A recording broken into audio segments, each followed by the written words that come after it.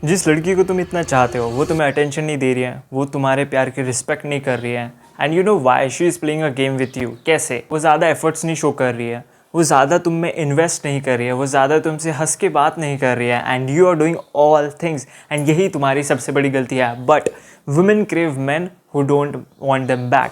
तुम्हें वो बनना पड़ेगा जो उन्हें पसंद नहीं करता है, एंड दैट्स द रियलिटी। ये करने से गर्ल्स तुम्हें चेज करेगी, they will crave for you. But what is that? Let's decode that. Number 1, ignore करना, वो भी एक लड़की को जिसे तुम पसंद करते हो, जिसके पीछे पूरी दुनिया दीवानी है, ये उसके मन में साइकोलॉजिकल लेवल पे बहुत बड़ा इम्पैक्ट क्रिएट करता है। हाउ?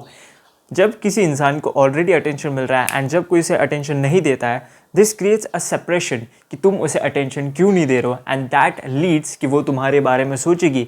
एंड यही तो होता है 80-20 रूल, जहाँ पे तुम सिर्फ 20% अटेंशन दे रहे हो, 80% सारा काम लड़की को करने दे रहे हो। And this is the perfect formula जहाँ पे एक अच्छी रिलेशनशिप, जहाँ पे एक अच्छा बॉन्ड तुम क्रिएट कर सकते हो, जहाँ पे सारे लड़के डेस्परेट पड़े, प्लीज़ मुझसे शादी कर लो, प्लीज़ मेरे मैसेज का जवाब दे दो, प्लीज़ मुझसे ये बात कर लो, वो बात कर लो, बाबू शना करता है। वहाँ पे तुम इग्नोर करते हो उसको, अपने काम में बिजी रहते हो, एंड दैट क्रिएट्स अट्रैक्शन। क्योंकि जब स्पेस रहता है तब अट्रैक्शन होता है, क्लोजनेस में कभी अट्रैक्शन नहीं होता। When there is a space, there is ignorance, there is not much talks, that creates a mystery, that creates an attraction. ज़्यादा नीडी मत बनना, बस उसे इग्नोर करना शुरू कर दो। Number 2, don't be available. ये मिस्टेक्स मैंने बहुत की है, अभी मैंने रिसेंटली की थी, सो आई अंडरस्टैंड दिस। ये चीज़ बहुत इंपॉर्टेंट है जो तुम्हें मैं बता रहा हूँ।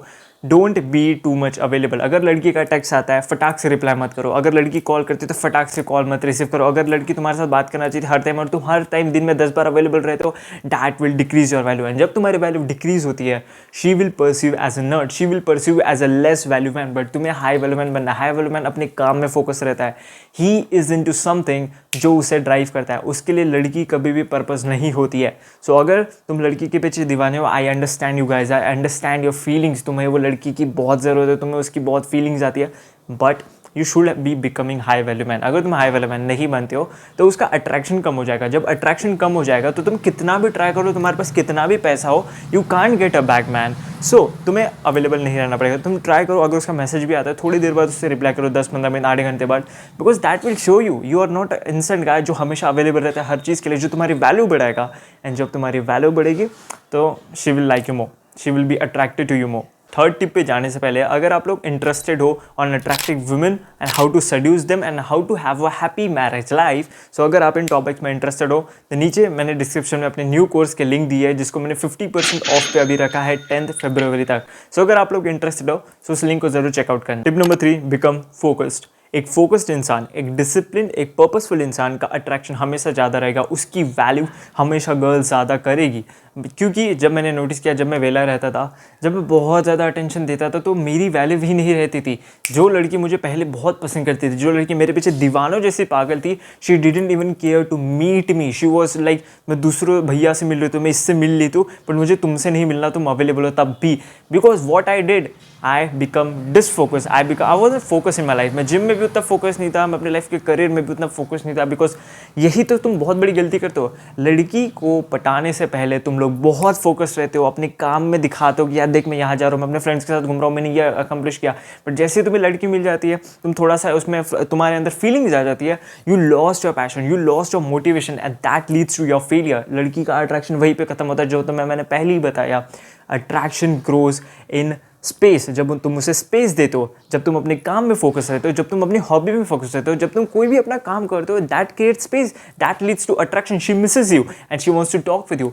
तो तुम्हें ये गलती नहीं करनी, you have to become focused. Number 4, be busy. तुम्हें बिजी रहना पड़ेगा। अगर तुम निठल्ले हो तब भी तुम्हें बिजी की तरह एक्टिंग करना पड़ेगा। उस दिन मैं अपने फ्रेंड से बात कर रहा था, ही ऑल्सो सेड मी, यार तू एक चीज़ गलत कर रहा है, तू अपनी बंदी का ना जब भी देखा मैसेज कर देता है, तू जब भी उसका कॉल आया ना तब तू कॉल उठाता है, ये तुम गलत करते हो।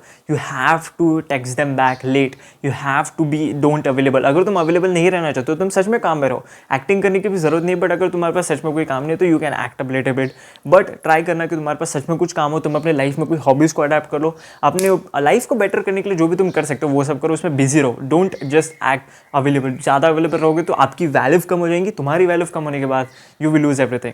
Tip number 5, don't invest too much. जैसे मैंने तुम्हें स्टार्टिंग में बताया 80-20 प्रिंसिपल, ये क्या होता है, तुम्हें सिर्फ 20% एफर्ट देना है, 80% उसे करने देना है। जैसे कि अगर तुम चैटिंग भी कर रहे हो, सिर्फ तुम 20% टॉक करो and let her talk, let her speak, let her ask, उसे करने दो सारे काम। क्योंकि अगर तुम ये सारे काम करोगे, you will lose your importance, you will lose your value, because this is the dynamics of relationship.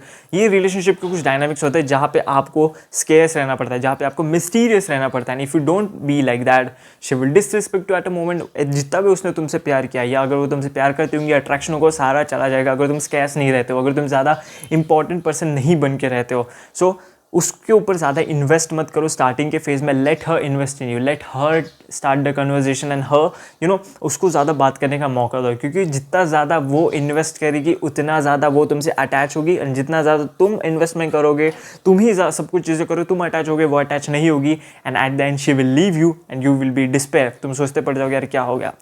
सो ये थे वो 5 टिप्स जिसे अप्लाई करने के बाद she will crave you badly. And अगर आप लोग इंटरेस्टेड हो मेरे कोर्स में अल्फा सेडक्शन, जहाँ पे मैं seduction, attraction, how to select right half वाले वुमेन, हाउ टू मैरी हो, सारी चीज़ें A to Z बताने वाला हूँ। ऑल्सो तुम्हें उसमें वीकली कोचिंग मिलेंगी मेरे से। तो अगर तुम्हें उसे खरीदना है 10 फरवरी तक 50% ऑफ मैंने वहाँ पे दिया है। So go check that out. Believe in yourself, show up every day. See या।